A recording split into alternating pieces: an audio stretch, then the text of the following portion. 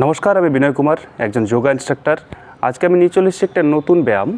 আজকে আমি সিদ্ধাসন দেখাবো। এই আসনটি খুবই কাজে লাগবে যাদের নানা রকম মানসিক সমস্যায় ভুগছেন, স্ট্রেস রয়েছে, নানান অ্যাটাচমেন্ট আমাদেরকে কষ্ট দিচ্ছে, নানান সম্পর্ক, এমনকি যাদের স্মৃতিশক্তি কমে যাচ্ছে, কাজে মন বসাতে পারছেন না, মেজাজ খিটখিটে হয়ে যাচ্ছে, তাদের জন্য আজকে সিদ্ধাসন খুবই কাজে লাগবে। তো দেখুন সিদ্ধাসন কিভাবে করব এবং এর পদ্ধতি। সিদ্ধাসন করার পূর্বে প্রথমে আমরা দণ্ডাসনে উপবেশন করব।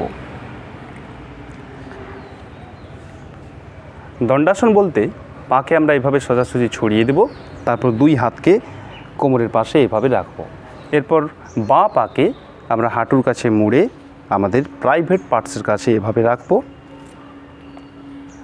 অর্থাৎ আমাদের যে লিঙ্গমূল এবং মলদ্বার ঠিক তার মাঝে প্রয়োজনে টেস্টিসকে আমরা একটু তুলে নেব। তারপর আরেক পাকে অর্থাৎ ডান পাকে হাঁটুর কাছে এভাবে মুড়ে ঠিক ওইভাবে গোড়ালিকে রেখে পায়ের পাতাকে এই উরুর কাছে রাখব। এবার দুই হাতকে আমরা জ্ঞান মুদ্রাতে রাখব, অর্থাৎ এভাবে যেন ছুঁচে সুতো পরাচ্ছি সেরকমভাবে ভঙ্গিমাটা করতে হবে। তারপর এভাবে দুই হাঁটুর কাছে দুই হাতকে এভাবে রেখে পরে মেরুদণ্ড সোজা করে আমরা তাকাবো সামনে। এ হচ্ছে সিদ্ধাসন। এ সময় কিন্তু শ্বাস প্রশ্বাস স্বাভাবিক থাকবে এবং মেরুদণ্ড সোজা থাকবে, এটা কিন্তু লক্ষ্য রাখবেন। তারপর সামনে আমরা ফোকাস করে নেব, যে কোনো একটা বিন্দুকে কল্পনা করে নেব, তারপর চোখ বন্ধ করব। এই চোখ বন্ধ রাখা অবস্থায় আমরা কোনো একটা মূর্তিকে কল্পনা করতে পারি, জীবনে ঘটে যাওয়া সবচেয়ে সেরা মুহূর্তগুলো কল্পনা করতে পারি, বা কোনো সঙ্গীতের সুর কল্পনা করতে পারি। এসব যদি নাও পারি তাহলে কি করব না, আমাদের ব্রিদিংকে শোনার চেষ্টা করব, বা হৃৎপিণ্ড যে চলছে তা সে শব্দটাকে শোনার চেষ্টা করব। এই অবস্থায় আমরা মোটামুটি 30 থেকে 40 সেকেন্ড থাকব। নিজের শ্বাস প্রশ্বাসকে শুনুন, বাইরের সমস্ত আওয়াজকে লক করে দিন। এ সময় নিজের শ্বাস প্রশ্বাসকে শোনার চেষ্টা করুন। শরীরের মধ্যে যে রক্তের স্রোত বইছে সেই স্রোতকে অনুভব করুন, যেন নদীর মতো সমস্ত শিরা উপশিরায় রক্ত পৌঁছে যাচ্ছে, সেটা অনুভব করুন। বাইরের সমস্ত আওয়াজকে স্টপ করে দিন।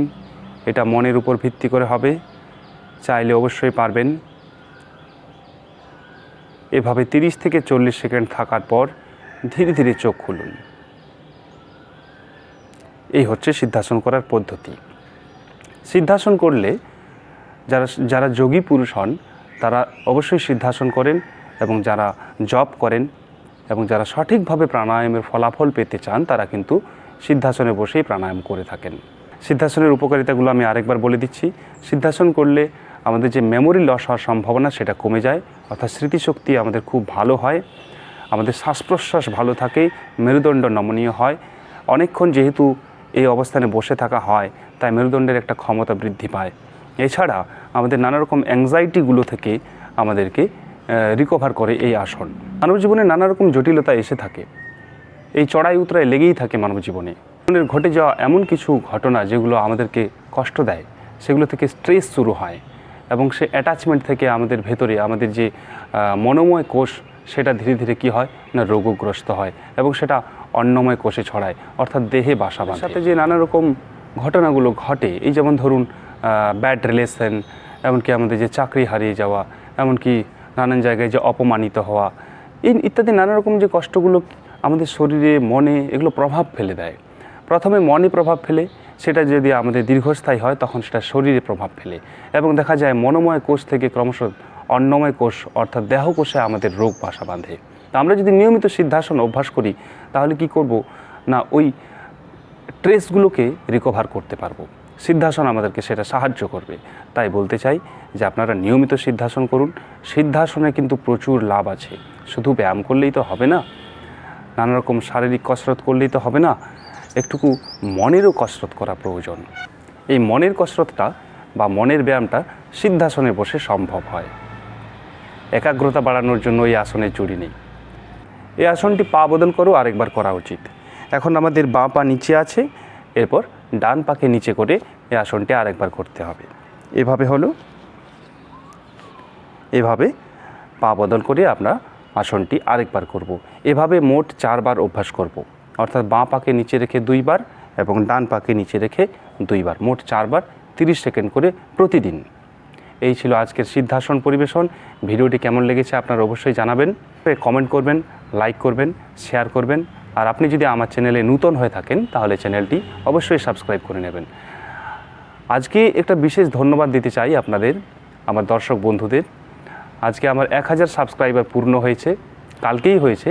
তো সেই জন্য আমি আপনাদের কাছে কৃতজ্ঞ। আপনারা আমার ভিডিও দেখছেন, আপনারা আমাকে সাপোর্ট করছেন, আপনারা ভিডিও শেয়ার করছেন, এই জন্য আপনাদেরকে আমি অনেক অনেক অনেক ধন্যবাদ জানাচ্ছি। আপনারা দর্শকবৃন্দ, আপনারা যদি আমার পাশে না থাকেন তাহলে আমার এগিয়ে যাওয়া সম্ভব নয়। আপনারা এভাবেই পাশে থাকুন, আমাকে আরও চর্চায় উৎসাহ দিন, যাতে চর্চার সাথে সাথে এই যোগ নিয়ে পড়াশোনাটাও করতে পারি, আরও নতুন নতুন কিছু জানতে পারি, আরও অনেক রোগ যাতে আমি সারাতে পারি। আপনারা সেই জন্য আমার পাশে থাকুন। আমি নিয়মিত আরও ভালো ভালো ভিডিও আমি আপলোড করব, যাতে আপনাদের কাজে লাগে। প্রচুর পরিশ্রম করব, যোগ নিয়ে আরও পড়াশোনা করব আপনাদের জন্য, যাতে নানান রোগ এখান থেকে সারাতে পারি এই যোগ ব্যায়ামের মধ্য দিয়ে। অনেকের অনেক রোগ সেরেছে। কিছুদিন আগে একটি মেয়ের পাইলস সেরেছে, একজনের গ্যাসের সমস্যা ঠিক হয়েছে, একজনের হাঁটু ব্যথা সেরেছে, একজন শীর্ষাসন করে খুব ভালো ফল পেয়েছে, কোমরের ব্যথা সেরেছে। এরকম নানা রকম সমস্যা আমি যোগব্যায়ামের মধ্য দিয়ে সারিয়ে তুলব। আপনারা সেই জন্য আমার ভিডিওগুলো দেখুন, পাশে থাকুন আর আমাকে এভাবেই সাপোর্ট করুন। ধন্যবাদ, অনেক অনেক ধন্যবাদ জানাচ্ছি। আপনারা ভালো থাকুন, সুস্থ থাকুন, নিয়মিত যোগাসনে থাকুন। Thanks for watching.